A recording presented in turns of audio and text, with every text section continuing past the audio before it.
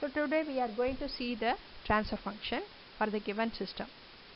Systems are here electrical system, mechanical system and thermal system. First of all, we should know why do you want to find out the transfer function of the given system. So if you know the transfer function of the given system only, you can study the performance of the system. Like you can find out the accuracy, you can find out the stability of the system. So once if you can able to find out the stability of the system only, we will be knowing whether we can use the particular system or not. So now we will go to the definition for transfer function is Laplace transform of output divided by Laplace transform of input when all initial conditions are 0.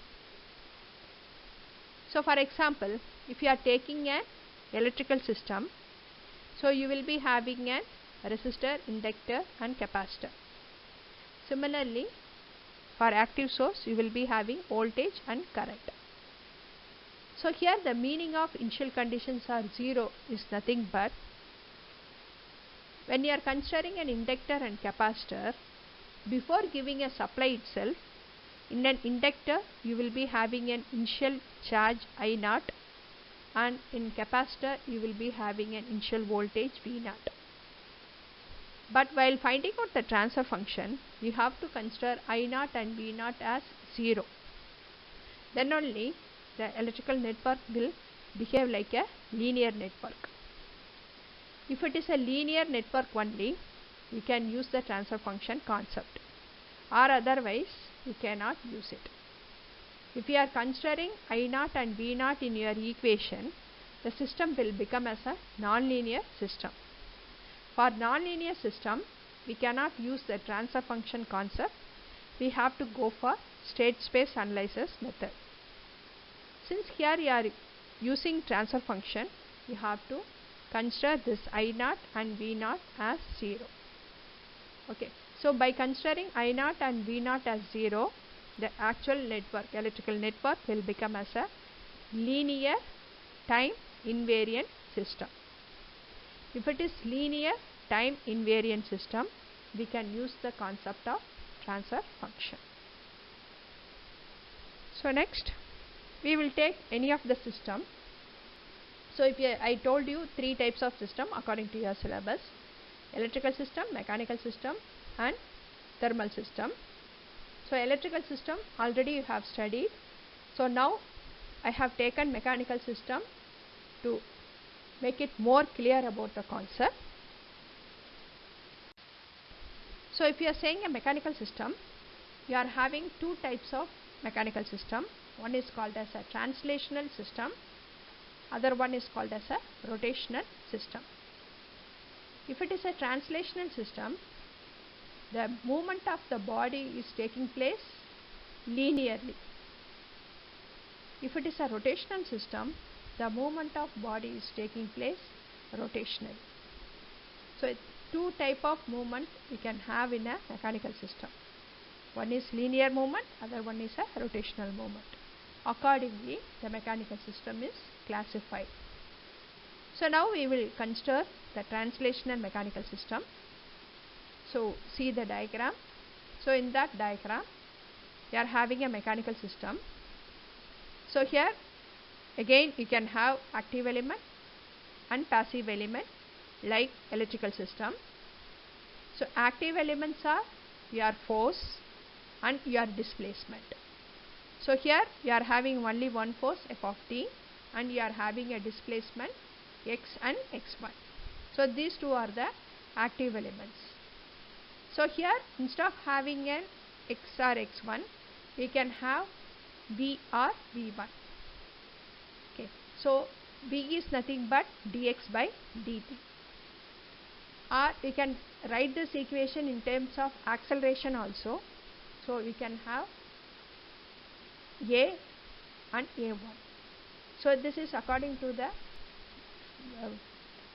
Faraday's 3 laws you are having. So according to that law, we are finding out the force which is given by each element. So here you are having an two active elements, force and displacement, or force and velocity, or force and acceleration. And again, if you see the passive elements, so here you are having a passive elements are M1, M2, that is mass, and again you are having B, B1, B2, that is viscous friction, and you are having a spring constant K1 and K. Okay, so K1 and K is called as a spring constant. So these three, that is mass, friction and spring constants, are three passive elements in a mechanical system. So here these three elements will give a force, so that is called as a resistive force, and applied force is due to F of t. So similar to the superposition theorem, here also your applied force is equal to resistive force. So using this concept, here we are going to find out the transfer function. So for any system, either it is an electrical system or mechanical system or thermal system, whatever may be the system, once the physical representation of the system is given, if you want to find out the transfer function, you have to express each and every part of the system in terms of equation. Then only you can able to find out the transfer function. So here, if you want to find out the force which is given by the masses, so for example, if you are taking a mass M2, so what is a force? Resistive force given by mass M2 is nothing but force given by M2 is F M2. So the force amount is M into d square x by dt square. The same thing can be expressed as M into dV by dt or M into A. So this is a formula for resistive force given by the mass due to the force F of t. Similarly, the friction coefficient also will give the resistive force. For example, if you are taking B2, so the force which is given by the viscous force B2 is nothing but Fb. Okay, so that can be expressed as B into dx by dt, or otherwise you can write B into V. V is nothing but velocity, and again it can be written as B into integral of A into dt. Okay, so these are the three ways we can express the force given by the friction. That is nothing but you can consider it as B or B2, whatever it is. Okay, so this is a resistive force given by the friction. Similarly, the resistive force given by the spring constant is nothing but K into X, or otherwise K into integral of V dt, or otherwise K into double integral of A into dt. So this is a force, that is resistive force given by the spring constant. So these are the three passive elements which is giving a resistive force due to the applied force S of t. According to the superposition theorem, sum of the applied force is equal to sum of the resistive force. So using this concept, you have to write an equation, and then you have to find out the transfer function of the given system. So this is for a translational system. We can have rotational system. So here the difference is, instead of mass, you are having a moment of inertia J1 and J2. So here the diagrams are different. Here again we are having small change in the notation. So here mass is replaced by moment of inertia since it is a rotational system, and instead of having an displacement, here you are having an angular displacement theta or angular velocity omega, and again instead of force, here you are having a torque. So these are the differences we are having. Otherwise here the friction coefficient and spring constant are the same notation. So again here you are using a similar formula. So if the force which is given by the moment of inertia J1 if you are considering. So here instead of using a force you can say it is a torque. Here the formula is sum of the applied torque is equal to sum of the resistive torque. So here J1 will give the resistive torque due to the applied torque T of T.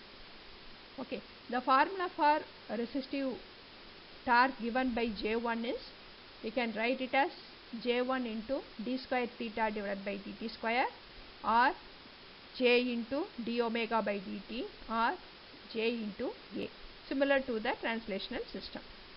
Similarly, resistive force given by the friction coefficient is, you will be having B into d theta by dt, or B into omega, or B into integral of A dt.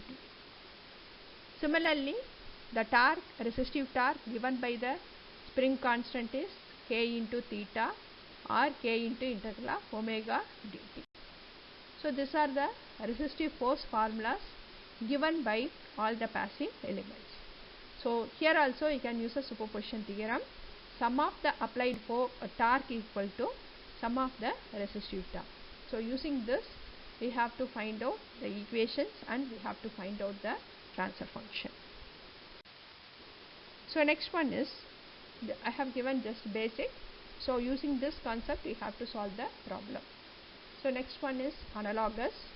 So if you are saying an analogous, as I already told you in the previous PPT, so any system if you want to analyze it, you have to convert that system into electrical equivalent and you have to analyze the system using a control system concept. So here if you are saying an analogous, we will find out the analog for mechanical system. So what are the mechanical system parameter you are having, that can be equated with an electrical parameter system.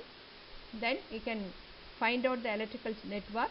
From that network, whatever analysis you have to do in a system, you can do it. So here you can have 4 types of analogous.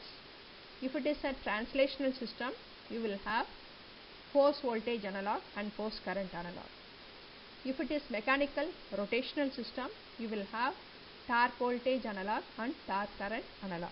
So totally for each system you will be having 2 analog. So this is a tabulation which gives the analogous of mechanical quantity in terms of electrical quantity. So if in case of a mechanical translational system, you will be having an active element as force, displacement and velocity, and passive elements are mass, friction and spring constant. So this parameter is equated into electrical system in terms of voltage analog. So for instead of mass you will be having voltage, instead of displacement you will be having a charge, instead of voltage you will be having a current, instead of mass you will be having an inductor, instead of friction coefficient you will be having a resistor, instead of K you will be having a 1 by C. Similarly you can do for current analog also. Instead of force in a mechanical system, in an electrical system you can have current. Instead of displacement you can have charge, that is a flux. Instead of voltage you can have voltage, and instead of mass you can have a capacitor. Instead of friction coefficient you can have 1 by R. Instead of K you can have 1 by L.